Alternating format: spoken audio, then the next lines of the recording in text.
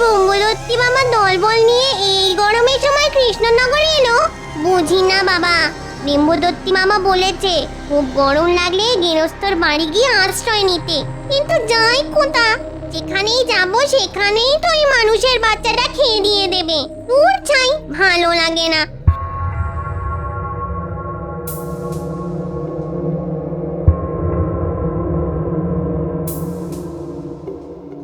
উনি মারে মা, বউটা কি মোটা সোটা, নিশ্চয়ই ওর বড়কে খুব খাওয়ায়, ভীষণ যত্ন আত্তি করে, না হলে এত মোটা হয় কি করে। যাই, চুপি চুপি বউটার পিছু নি, ওর বাড়িতে গিয়েই সিঁদুরতে হবে।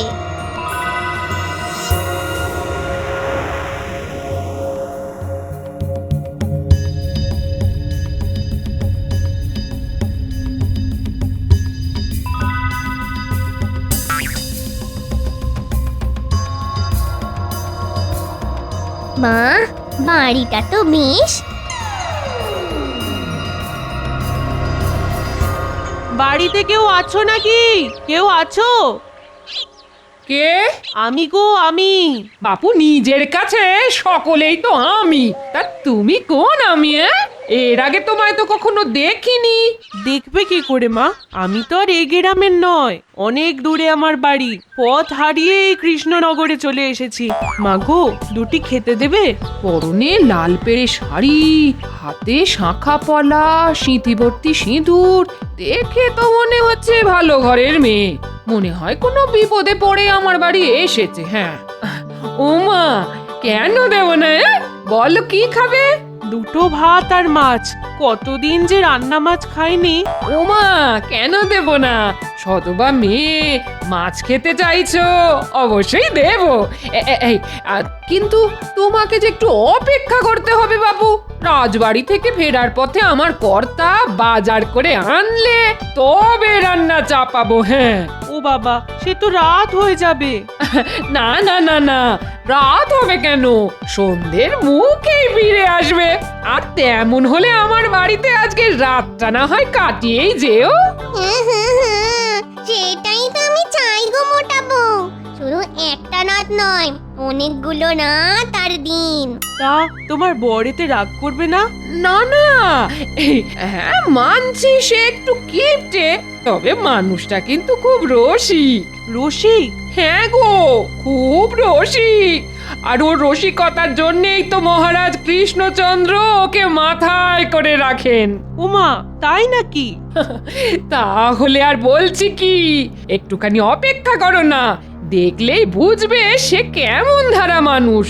এই দেখো, শুধু নিজের কর্তার গুণগান করে যাচ্ছি, এদিকে তোমার মুখটা তো শুকিয়ে গেছে দেখছি। দাঁড়াও দেখি, দুটো মুড়ি বাতাসা নিয়ে আসি, একটু কিছু মুখে দাও দেখি।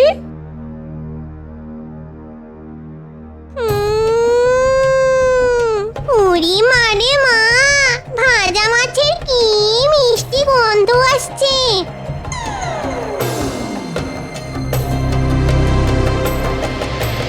নিশ্চয়ই ওই শিকেতে হাঁড়ির ভেতর রাখা আছে, একটু খাই।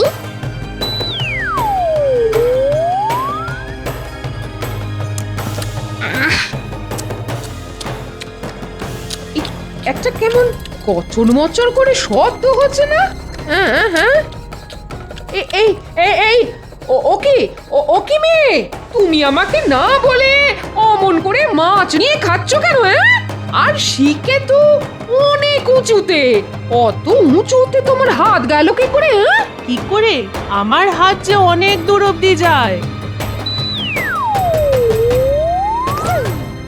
হ্যাঁ?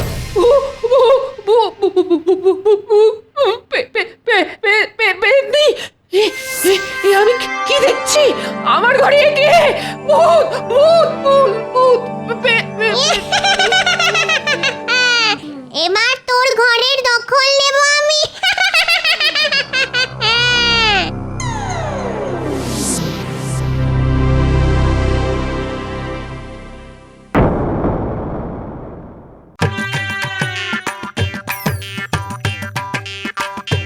খুব খিদে পেয়েছে। দূর ছাই, কি যে রাধি। হ্যাঁ, চারটি মাছ ভেজে খেলে কেমন হয়?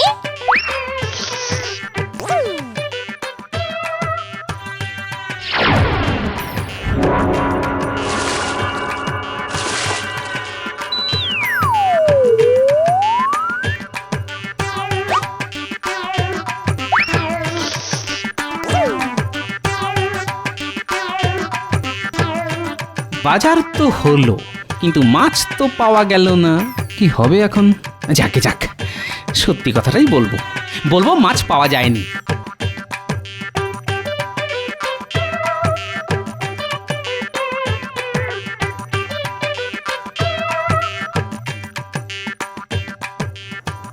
হ্যাঁ, সে কি টাটকা মাছ ভাজার গন্ধ? গিন্নি আমার মাছ পেল কোথা থেকে? না না, আমি তো আজ সকালে বাজার থেকে কোনো মাছ আনিনি। কাল যা এনেছিলাম তার থেকে বাড়তি মাছ তো গিন্নি ভেজে ভুজে শিকেই তুলে রেখেছে। তাহলে যাই জিজ্ঞেস করে দেখি।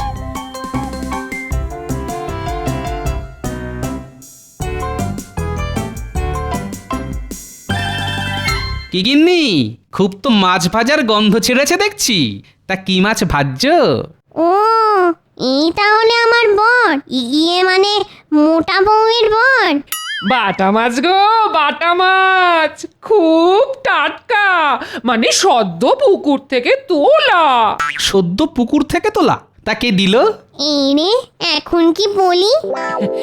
ওই তো, যে জেলেটা মাঝে মধ্যে মাছ দিয়ে যায় না। ও, হারান। হ্যাঁ হ্যাঁ হ্যাঁ হ্যাঁ, হারান হারান। ও মাছ ধরে নিয়ে যাচ্ছিল, আমি চাইতেই দিয়ে দিল। পয়সা? এই রে, এখন কি বলি? না না না, পয়সা নেয়নি। ঠিক আছে ঠিক আছে, দেখা হলে দিয়ে দেব। তা আজ কি রাজ্য?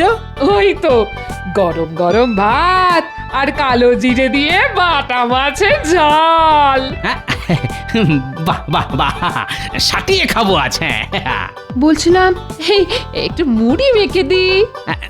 না না, এখন আর কিছু খাবো না। মহারাজ না আজ খুব খাইয়েছেন। যাক বাবা, বুঝতে পারিনি, আমাকে নিজের বউই ভেবেছে।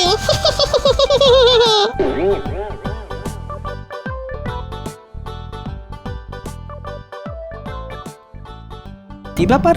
এরকম তো কখনো হয় না। রোজই তো আমার খাবার পরই গিন্নি খেতে বসে, কিন্তু আজ তো একসাথেই খেতে বসে গেল দেখছি। এর কি গপ গপ করে খাচ্ছে? বাপরে বাপ! এবার মাছ দি। হ্যাঁ হ্যাঁ, দাও দাও দাও।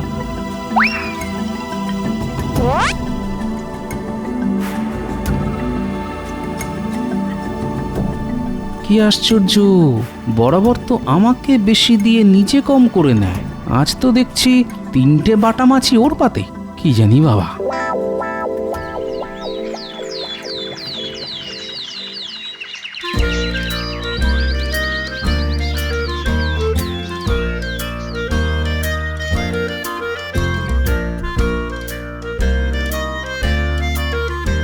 হারান, এই হারান! আরে, কালকে তোর বৌদিদিকে যে মাছ দিয়েছিলি তার দাম কত? বৌদিদিকে মাছ? না না না না না না, আমি তো কোনো মাছ দিইনি। তাহলে তোর বৌদিদি যে বললো?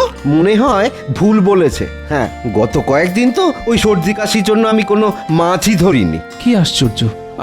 আচ্ছা আচ্ছা, তুই যা।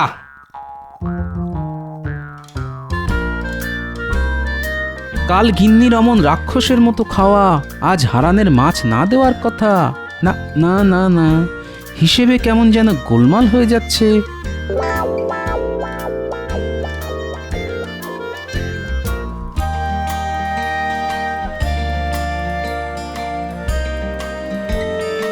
গোপাল দাদা, ও গোপাল দাদা,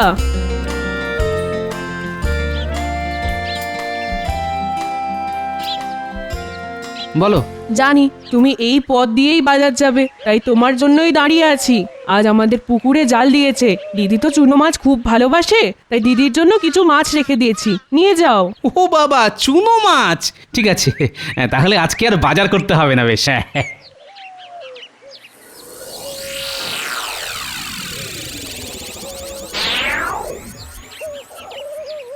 গিন্নি, গিন্নি কোথায় গেলে গো? আরে এই দেখো, পুটির মা তোমার জন্য 1 থলি চুনো মাছ পাঠিয়েছে। পুটির মা? কে পুটির মা? এই দেখো, সকাল সকালে কি রকমের রসিকতা! হ্যাঁ, পুটির মাকে তুমি চেনো না? এই রে, মুখ ফসকে একটা খুব ভুল কথা বলে ফেললাম মনে হচ্ছে। ও ও হ্যাঁ হ্যাঁ হ্যাঁ, পুটির মা, পুটির মা। তা আমার জন্য মাছ পাঠিয়েছে? আহা, কি ভালো মেয়ে! দাও দাও দাও। আচ্ছা, কাল থেকে গিন্নির ব্যবহার কেমন যেন খটোমটো ঠেকছে। প্রথমত হারানের কাছ থেকে মাছ কেনার কথা বলা, তারপর রাতে আমাকে প্রায় না দিয়েই নিজে গপ গপ করে খাওয়া, আর আজকে পুঁটির মাকে প্রথমে চিনতে না পারা। আচ্ছা, ওকে ভুলো রোগে পেল না তো?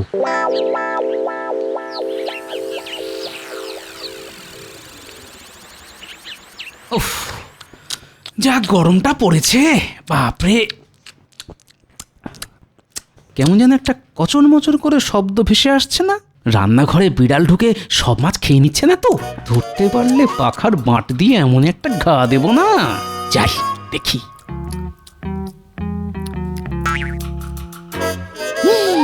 হে ভগবান, এ আমি কি দেখছি?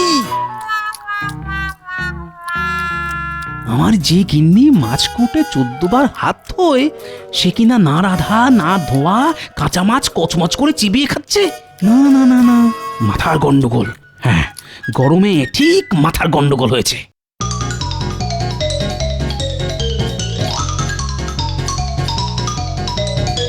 রাজবৈদ্য, রাজবৈদ্য!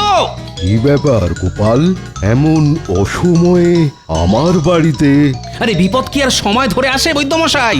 মানে আমার গিন্নির মাথাটা মনে একটু বেগড়াবাই করছে, বুঝলেন? এই বয়সেই মাথার গন্ডগোল?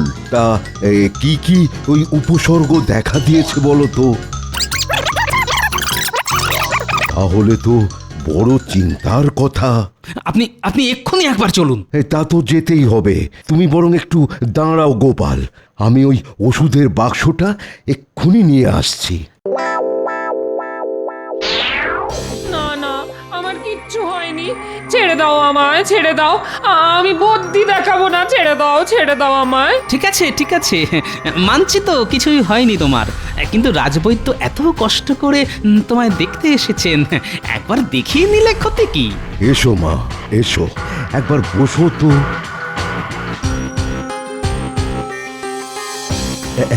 একবার ওই হাতটা বাড়াও দেখি মা, নাড়িটা তো একবার দেখতে হবে মা।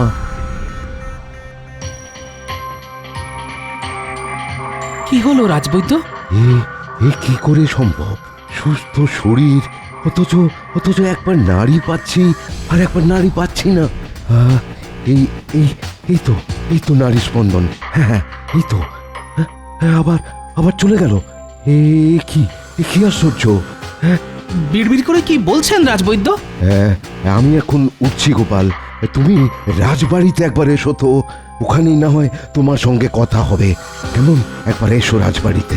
হ্যাঁ হ্যাঁ, এসো।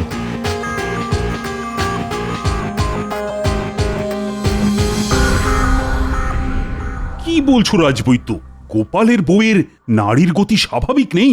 না মহারাজ, আমি অনেকক্ষণ ধরে চেষ্টা করে দেখেছি, কিন্তু মহারাজ এরকম আশ্চর্য ঘটনা আমি কখনো দেখিনি বা শুনিও নি। তাহলে তো খুবই চিন্তার কথা। ও গোপাল, তুমি কি বলো? আগে মহারাজ, গতকাল থেকে আমার গিন্নির আচরণ বড় অস্বাভাবিক লাগছে। সেসব কথা আমি রাজবৈদ্যকে বলেওছি। মহারাজ, মহারাজ আপনি কি জানেন যে ওই গোপালের গিন্নি কচমচ করে কাঁচা মাছ চিবিয়ে খাচ্ছিল? সে কি, কাঁচা মাছ চিবিয়ে খেয়েছে? মা গো, ছি! আচ্ছা আচ্ছা, গোপালের বউকে শেষ অবধি ভূতে ধরলো না তো? ভূতে ধরেনি রানীমা, আমার মনে হচ্ছে আমার গিন্নির শরীরে একটা পেতনি এসে আস্তানা গেড়েছে। সর্বনাশ! তাহলে তো কোনো ওঝা ডাকতে হয়। ওতে কোনো লাভ হবে না মহারাজ, বরং ওঝা এলে ব্যাপারটা পাঁচকান হয়ে একটা বিতিকিচ্ছিরি কাণ্ড হবে। লজ্জায় আমি মুখ দেখাতে পারবো না মহারাজ। কথাটা ঠিকই বলেছ, কিন্তু ওঝা ছাড়া পেতনি তাড়াবে কে? মহারাজ, যা করার আমাকেই করতে হবে। তবে একটা কথা, এই কথা যেন পাঁচকান না হয়। তুমি নিশ্চিন্তে থাকতে পারো গোপাল, আমি, তুমি, রাজবৈদ্য আর রানী ছাড়া এ কথা আর কেউ জানবে না। কিন্তু গোপাল কি করবে সেটা ভেবেছো কি? এক্ষুনি কিছু মাথায় আসছে না, তবে ভাবতে হবে রানীমা, ভাবতে হবে। ভাবলেই কিছু না কিছু একটা উপায় বেরিয়ে আসবেই। আমি এখন আসি, হ্যাঁ আসি। আমি তাহলে আসি মহারাজ। হ্যাঁ, এসো এসো এসো। আহারে, শেষে বেচারার বউকে পেতনিতে ধরলো। কি করা যায়, কি করে ওই পেতনিটাকে আমার গিন্নির শরীর থেকে তাড়িয়ে দেওয়া যায়। তোর মাথায় তো কিচ্ছু আসছে না।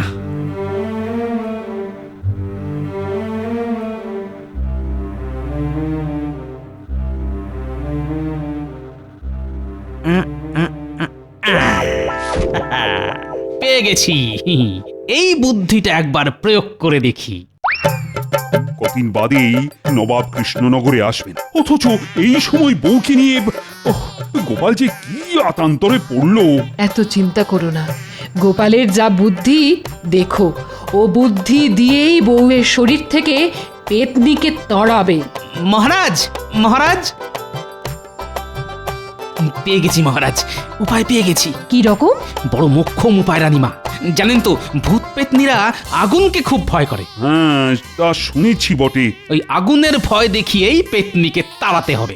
আগুনের ভয় দেখিয়ে পেতনি তাড়াবে? হ্যাঁ রানীমা, আমি আমি মরে যাব। হ্যাঁ, ও মরে যাবে মানে?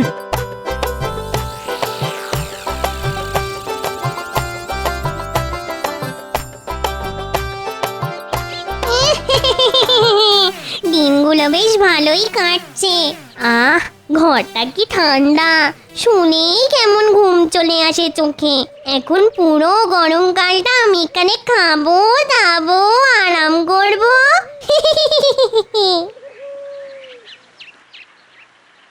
গোপাল বউ, ও গোপাল বউ, গোপাল বউ। এই অসময় আবার কি ডাকে? কাকে চাই? সর্বনাশ হয়ে গেছে গোপাল বউ, তুমি তুমি এক্ষুনি আমার সঙ্গে রাজবাড়িতে চলো। ওহ, এটাই মনে হচ্ছে রাজা। কি হয়েছে? এইমাত্র গোপাল মারা গেছে। বুড়োটা এসে গেল, এখন তো তাহলে আমায় মরা কান্না অভিনয় করতে হবে।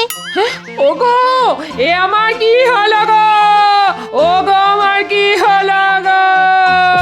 এখানে দাঁড়িয়ে না কেঁদে আমার সঙ্গে গোপালকে শেষ দেখা দেখবে চলো। আমি যাব। অবশ্যই।